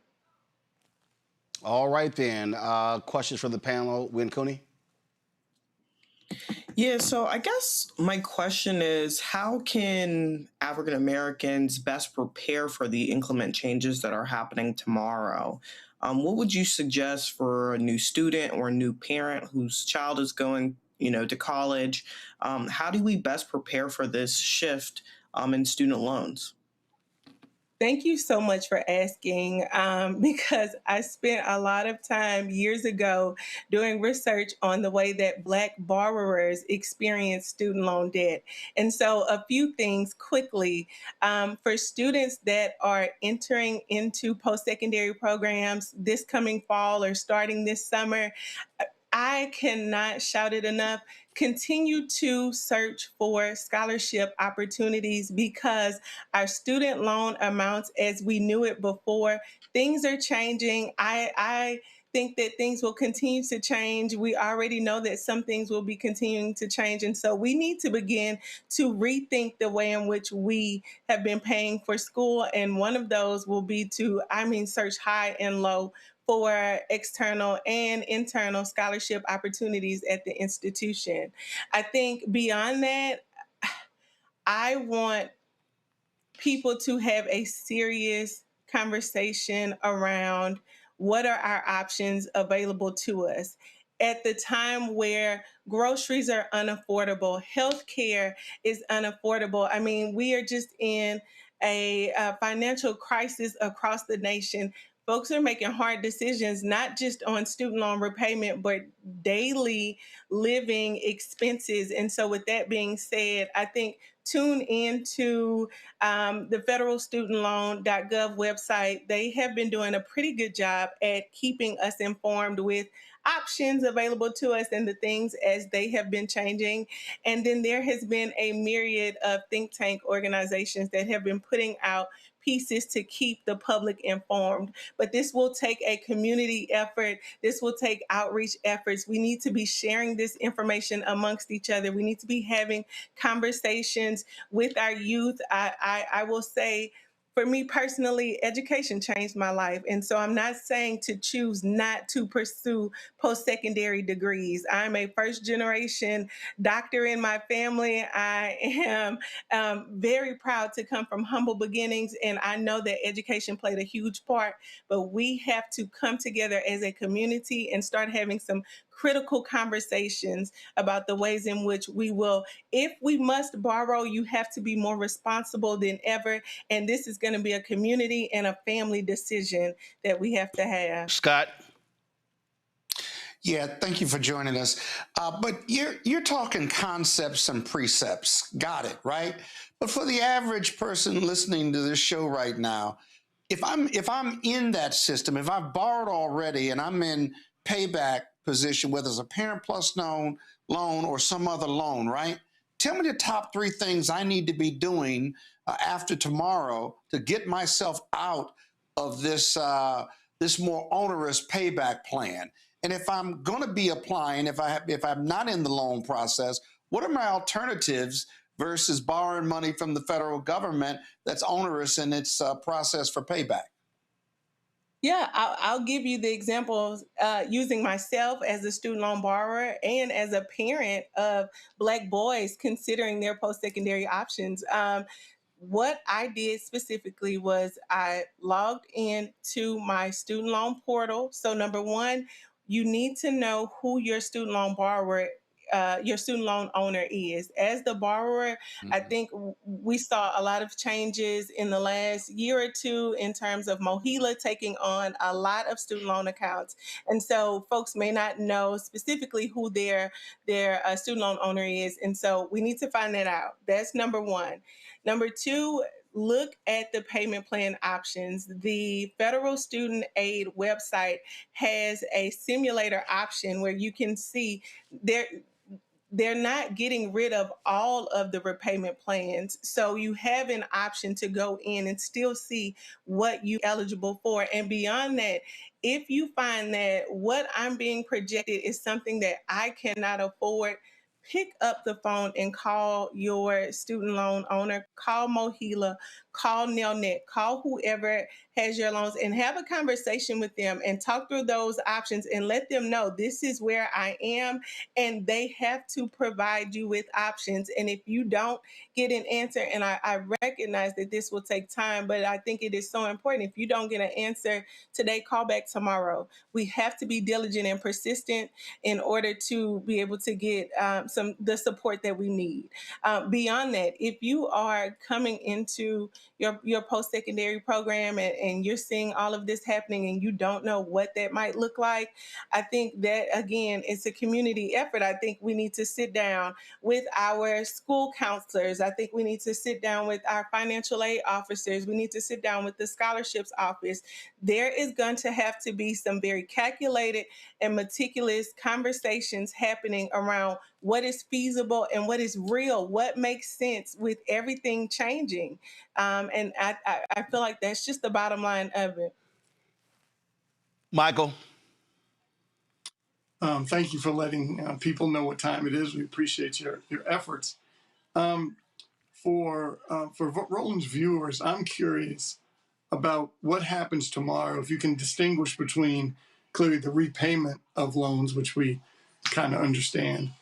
What happens for new applicants? Does anything change tomorrow relative to new applicants that are getting ready for college next fall and beyond? Now, starting tomorrow for applicants, and so this is students that are not yet entering into repayment, yes, things are happening for them as well. For your graduate students, you need to be mindful that the loan limits, so the amounts that are eligible to be borrowed, will change starting tomorrow.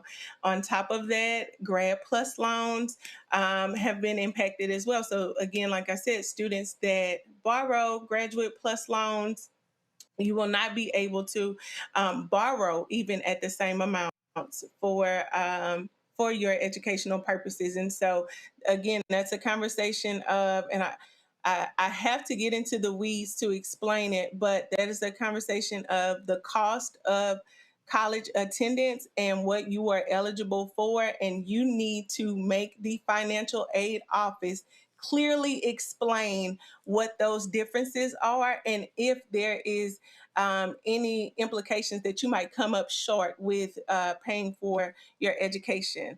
The same for our undergraduate students. While their loans right now for new borrowers that will be undergraduate students, while they will go relatively untouched right now, again, for Parent Plus loan borrowers. And so these are the parents that are borrowing to cover educational costs beyond what Pell Grant might cover, what institutional scholarships might cover, and what have you. There are changes there where now there's a cap of $20K per year for those Parent Plus loan, those new applications. And so again, there, I think that, and this is coming from a former financial aid administrator. And so I am telling you to bug the financial aid office. Please don't come after me with pitchforks. But the bottom line is I want new borrowers, particularly Black borrowers and our first generation students going on campus, sit with your financial aid offices and ask critical questions so that you can completely understand what's happening right now. All right, then. Well, look, we certainly appreciate it. Thanks for joining us. Thank you for having me. Folks, Supreme Court made its decision regarding temporary protected status impacting 350,000 Haitians and 6,000 Somalis. And, of course, we've had to deal with J.D. Vance, Donald Trump, advancing the lies about Haitians eating animals. Well, that didn't sit too well with Ohio Congresswoman Shontel Brown, so she took to the House floor just to get something off her chest. Mr. Speaker, as often the case with the current occupant of the White House, it all started with a lie. Nearly 2 years ago, J.D. Vance got up off his couch and tweeted a racist smear that Haitians in Springfield, Ohio were eating cats and dogs. Days later, Donald Trump shamelessly repeated it at a presidential debate. They knew it was a lie. They knew those families were here legally. They knew they were working, raising children, paying taxes, and helping rebuild a community. None of that mattered. Because the point was never to tell the truth. The point was to make Americans fear Haitians, to turn them into scapegoats, to convince the country that Black immigrants were the source of their problems. J.D. Vance admitted that he was willing to, and I quote, create stories to advance his political agenda. And we all saw what happened next. Springfield was terrorized, schools were closed, bomb threats poured in, white supremacists descended on the city. So families lived in fear because two of the most powerful politicians in America decided that a racist smear was politically useful. They never apologized. Instead, they spent 2 years putting that lie to work and turning it into government policy. And now that campaign of fear is the official policy of our government. Last week, the Supreme Court allowed the Trump administration to terminate the temporary protected status, also known as TPS, for hundreds of thousands of Haitians. Not because Haiti is safe, not because the facts have changed, but because this administration wants more people for ICE to deport. Haiti remains consumed by political collapse and humanitarian disaster. The conditions that justified the TPS still exist. And these are people who care for our seniors, build our community, and pay billions in taxes. They followed the rules, they trusted the American promise, and now they're being told that a racist political narrative matters more than the law they followed to a T. This is not who we are, America. The House has already passed a bill extending TPS because the facts demand it and because decency requires it. Now the Senate must pass it before the mass deportation tears lives and communities apart, all because of a racist, reckless, bigoted, blatant, dishonest, and disgusting campaign lie.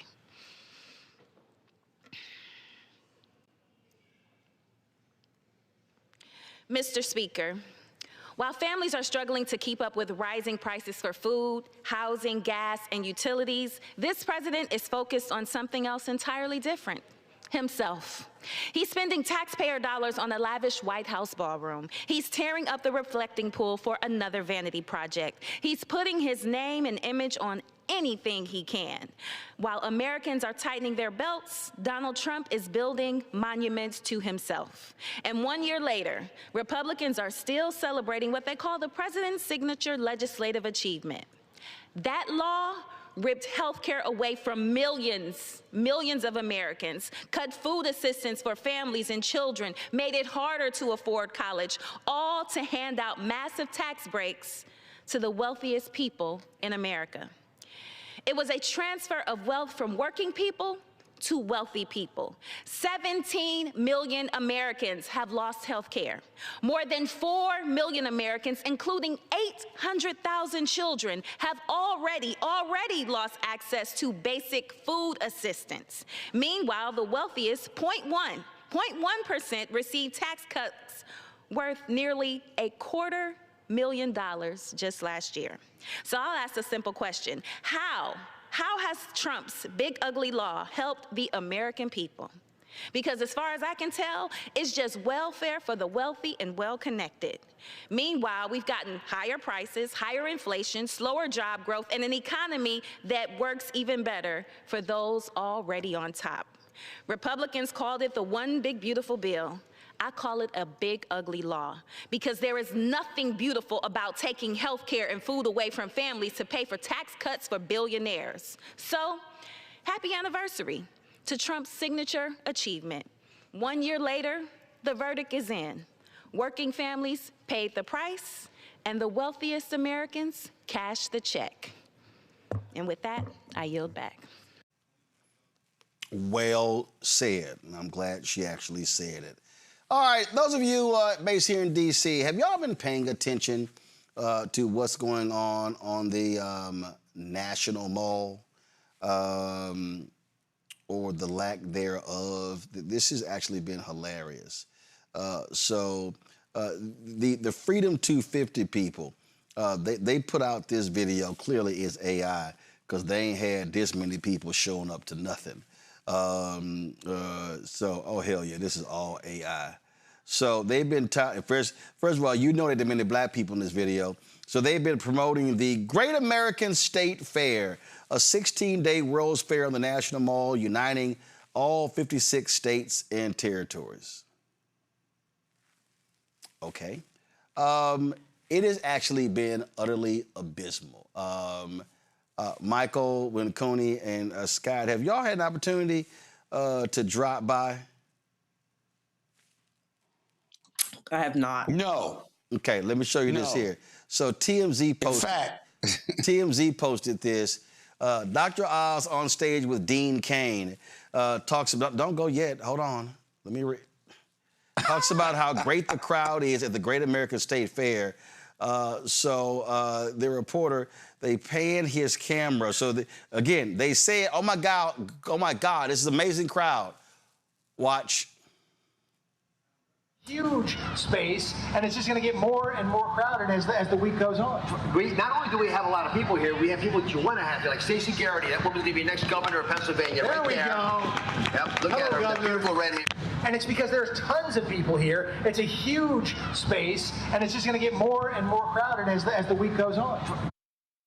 Yeah, it's a huge space, but it's not going to get crowded as the week goes on.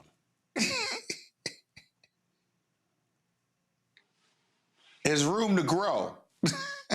Oh yeah, it's a whole lot of room to grow. I've been absolutely just cracking up. Oh, hold up, and you know we got to sit here and go to white nationalist TV, Fox News. Listen to them describe the massive crowd that's on the mall. Listen. Well, I'm John Roberts. Good to be back with you again here in Washington. Back with you. It's even warmer today than yesterday. But it's a dry heat.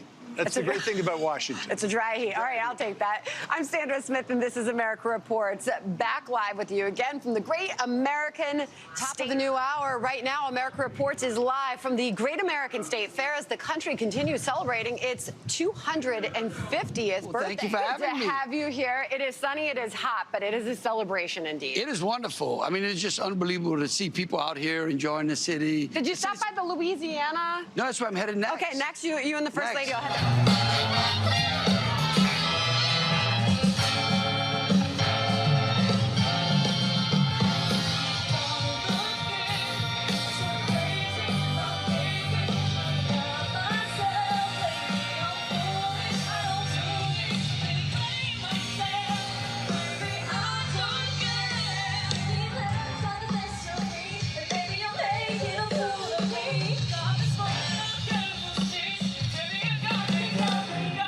Of days. Where we're at right now is actually called the National Mall. It's been renamed, of course, the Great American State Fair. We have all 50 nifty United States and 6 territories being represented here. It's an awesome, awesome display of what makes America so amazing and so beautiful, right? But the problem is that there's hundreds, if not thousands of folks here, and that heat is going to become a... Dude.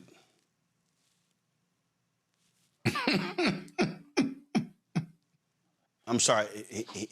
He just said hundreds of that. Can I zoom?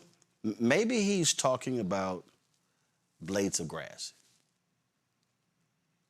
Oh God.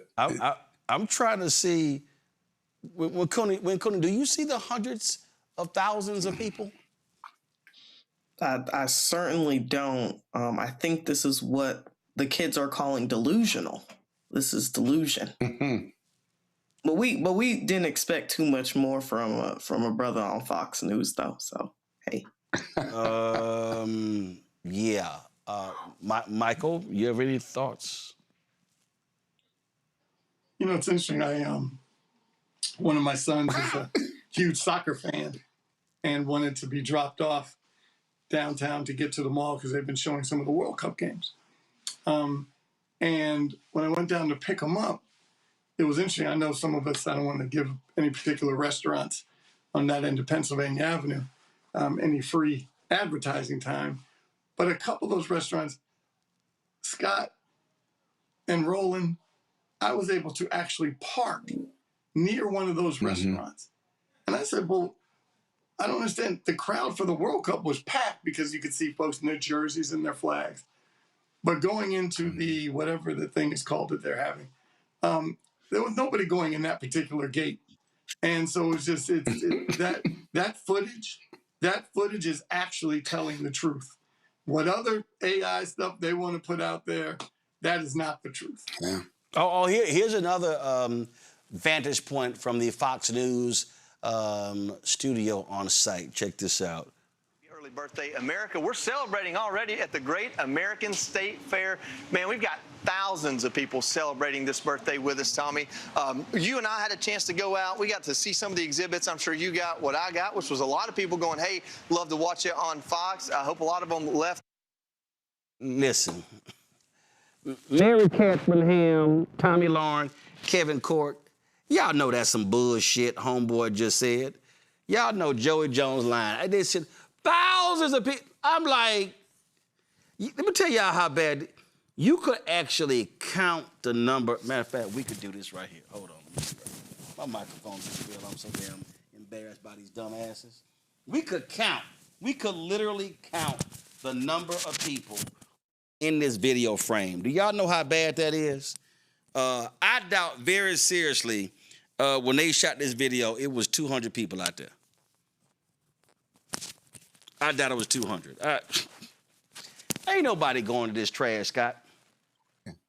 You know, the other thing is this. Not only is it under-attended or not well-attended, we'll have to see. The weekend may be better. No, it won't. But the cost of putting on this Great American Fair is coming out of our tax dollars. Yep. And no one's there. But more importantly, the financial impact of businesses and performance around the mall or in downtown DC. My firm, who's at 13th and K, you know, we've gone 100% remote because of the anticipated crowds for the next 3 or 4 days. Hey, dog. Hey, listen. All y'all can go back to the office. So a lot of the law firms are on remote. I said the same thing. I went into the office today. I said, hey, this is cool. There's no traffic and stuff. Oh, y'all can go. Listen. I was gonna come back downtown. Listen. We 3 blocks from your office, and right. I ain't had. You're closer than I am. I ain't had no problem parking.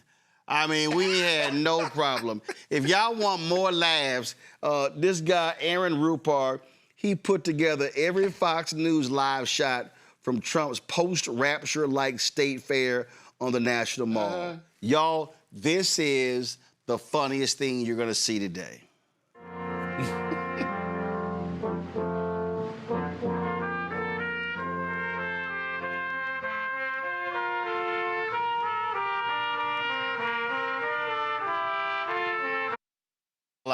That is not a World Cup soccer field.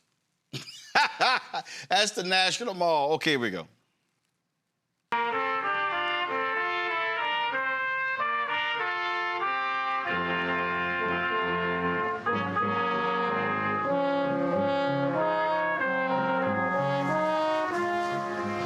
was a beautiful sight. We're kicking off a week of special shows celebrating America's 250th, live from the Great American Fair. Mark, great to see you here today. There's a lot of energy down there. What's the latest? Sandra, it sure is, and welcome back to Washington. It's so good to see you personally. As you've seen yourself, there is a big energy here on the National Mall. The crowd sizes were smaller in the morning. It has picked up quite a bit. The State Fair generating a lot of headlines, and we have seen more people come to see it for themselves, including right to the Ferris wheel. You'll zoom in here and see the crowds that are lined up for a chance to see Washington unlike any other way. But people told us this isn't about politics, but a chance to celebrate what America offers coast to coast. And this morning, 4 younger Americans put their stomachs to the test with a pancake eating contest. That's tough on any day, let alone in this kind of heat. The winner was determined by audience applause. The guy who won appeared really worried he wasn't going to be able to keep the pancakes down, but in the end, he made it. Today, Mr. Secretary, yeah, thanks for inviting us. I haven't seen the elephant food booth yet, though. I've seen the elephant sandwiches. So each day has got a theme. Today's theme is Make America Healthy Again, and I'm wondering, how does a pancake eating contest comport with Make America? No red food dyes, right? It's just all natural ingredients. All natural. Eggs, milk, butter. What else do you need? The Great American State Fair.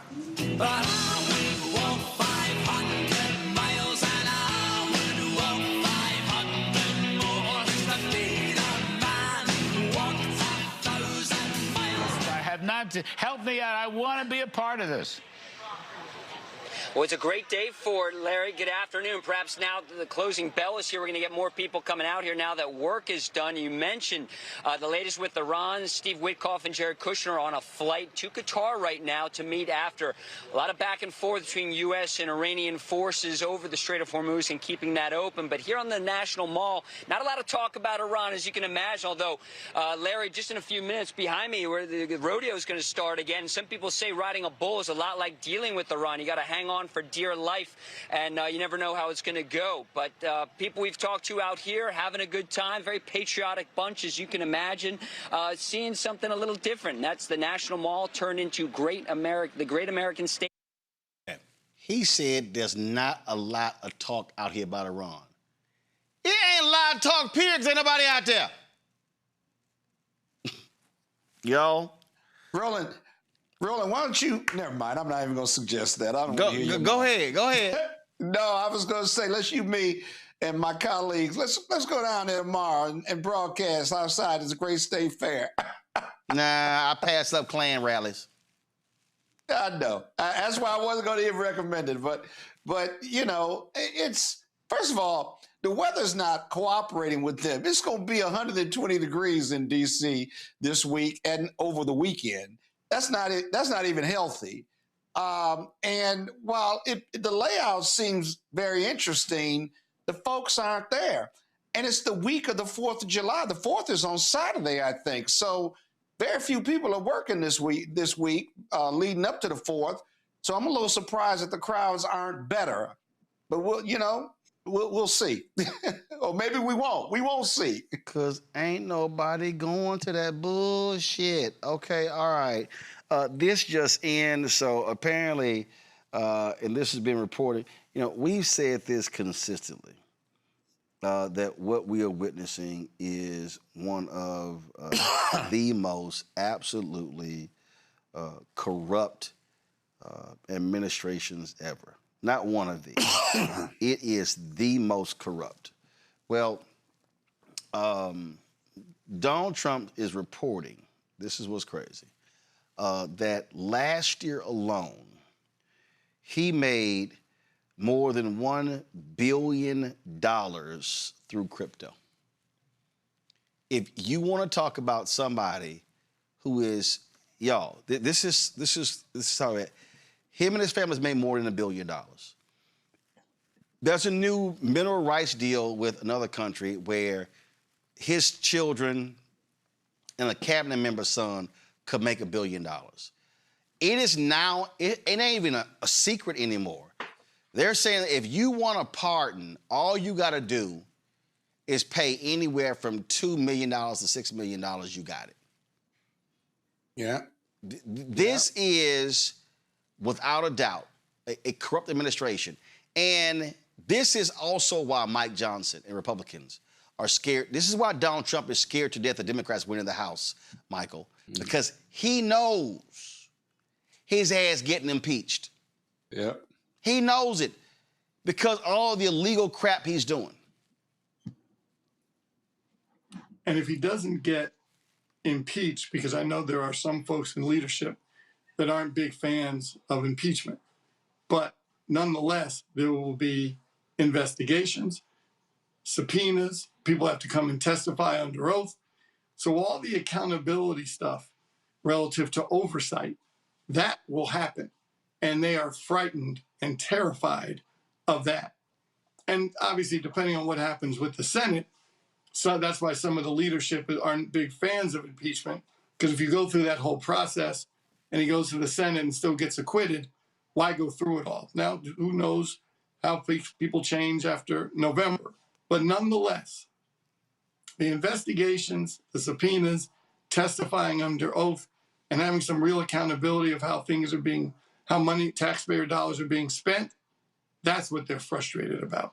And can you imagine the House Oversight Committee, Government Oversight Committee, relative to what you just talked about, the drifting of contracts and the kind of things they're doing corruption-wise will clearly be under investigation. It's just, I mean, the right-wing media will be going bonkers, nuts. They would be bleeding. They would just, their heads would explode, Win Cooney, just explode if Joe Biden made $1 billion a year in crypto. Oh, by the way, the people who invested in the same crypto, they lost $2 billion. Ain't nothing but a little bit of insider trading. That's all, Roland. And you know we're not going to put him in jail for that. He knows that he can do whatever he wants at this point. You know what I mean? So he's like, why stop now? I'm going to make sure that I'm filthy rich. My kids are filthy rich. My cabinet members' kids are filthy rich. I mean, again, no surprise here. I'm just more surprised that America's not embarrassed and not trying to hide or cover this up at all. I mean, the level of corruption in this administration is sky high, and it doesn't even seem like they give a damn on trying to convince people that it's not, which is why I'm concerned. I'm like, wow, so we don't even care about trying to pull the wool over people's eyes anymore. We're just doing this here out in the open. But that is the reality of a Trump presidency. Oh, my goodness. Look, CNBC CNBC, this is reporting that Trump bought millions in Axon stock 2 weeks before ICE sought a $220 million deal to buy more tasers from Axon. He is literally buying stock in companies, and then he traded last year nearly $2 billion in stock trades right before he makes announcements regarding those companies. Yeah, but wait a minute now. Let's not forget. I'm surprised you ain't say this, Roland. Go back to the U.S. Supreme Court. Supreme Court decision a year ago, a little over a year ago, said what? It ain't illegal if he's the president. As the executive, there's nothing he does that's illegal if he's done in the name of the president or the White House or the executive administration. So y'all shouldn't be surprised at this. He gonna make more money. He's protected, and the DOJ just said, he's never gonna have an IRS audit for him and his friends and family. They can't be challenged on whatever they file.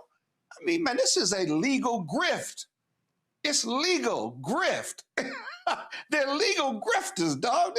This would be the greatest white-collar client you could ever have. You'd never lose if you were a white-collar criminal defense lawyer like me. Again, all you got, this is legal. If you got a client that wants a pardon, pony up $2 million and you got it. He is selling out everything. All right, these gangsters. See, these are gangsters. We keep trying to deal with them as politicians. These are political gangsters. Where are the Democratic political gangsters? They need to run for office. They need to be in office. Michael, I know what I'm talking about. I represent defenders all the time. We keep acting like they're politicians. These are political gangsters. So where are the Democratic political gangsters? Calling all Democratic political gangsters to the front. Yeah. All right, that is it for Win Coney, Michael, Scott, I certainly appreciate it. Thank you so very much. All right, folks, that's it for us. Tomorrow, as I said, I'm going to be broadcasting live from Fort Lauderdale, where We the People will have the We the People Coalition will have their gospel concert and panel engagement. That's going to be 6:30 to 9:30, and so we'll have a shortened show, and then we go right into that particular panel. And so an engaging, critical conversation is happening tomorrow right here on Roland Martin Unfiltered and the Black Star Network. Folks, you want to support the work that we do, join our Bring the Funk fan club. If you want to support, please do so via Cash App. Use the Stripe QR code. You see it right here. That's for Cash App and credit cards as well. And so, again, if you want to use the Stripe QR code, all you got to do is just go right there and contribute, and we certainly would appreciate that. If you are checks and money order, you want to go to P.O. Box. First of all, make it out to Roland Martin Unfiltered, P.O. Box 57196, Washington, D.C., 20037 -0196.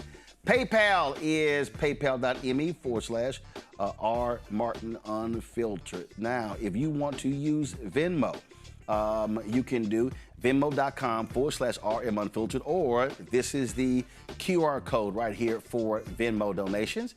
And so you can just pay right there. I would appreciate that. And that's all you got to do. And of course, Zelle, roland@rolandsmartin.com, roland@rolandmartinunfiltered.com.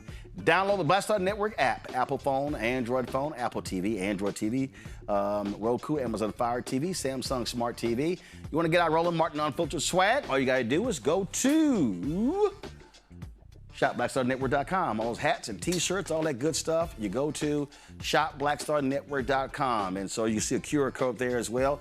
All the products that you see right here in our studio, these products are all, of course, available on shopblackstarnetwork.com. These are all black-owned companies that are on shopblackstarnetwork.com, so you name it. So go to our marketplace, you get to peruse all of the products, and you can check it out. And when you go to shopblackstarnetwork.com, we got our own America at 250 stuff that you can purchase. And so let's show those products. You can check it out. So we were real clear. If you look at our shirts right here. No, go back. Go back. You're too fast. Go back. Oh, this first shirt said, "This is our home, and this is our country. Beneath its soil lie bones of our fathers. For it, some of them fought, bled, and died. Here we were born, and here we will stay." That is a quote from Paul Robeson. Let's go to the next one. That's right. "Be true to what you said on paper." That was a quote from Reverend Dr. Martin Luther King Jr. First of all, okay, let's go to the next one. All right, you see it right here. Here are the bags as well. Keep going. What else we got? Let's show the next one. That's right. "I love America more than any other country in this world. And exactly for this reason, I insist on the right to criticize her perpetually." It's a quote from James Baldwin. All right. "We're not here to bring politics to our morality, but to bring morality to our politics." Bob Moses said this in 1964, one of the Mississippi Freedom Democratic Party leaders and SNCC leaders. And we are not fully free. Freedom is a work in progress. All right. What else we got? Same thing with the handbag and T-shirt. And so if you go to our marketplace segment, you will see all of those products right there at shopblackstarnetwork.com. All right, y'all. Shout out to Bowie State. I am repping Bowie State today. I got their shirt on. And so last week they had a polo, so I just got this T-shirt. So I don't have a Bowie State polo, but we rocking this one here. And of course, Bowie State got the right colors, being black and gold. So we appreciate that as well. Folks, that's it. I'll see y'all tomorrow right here, Roland Martin Unfiltered on the Black Star Network. Holla!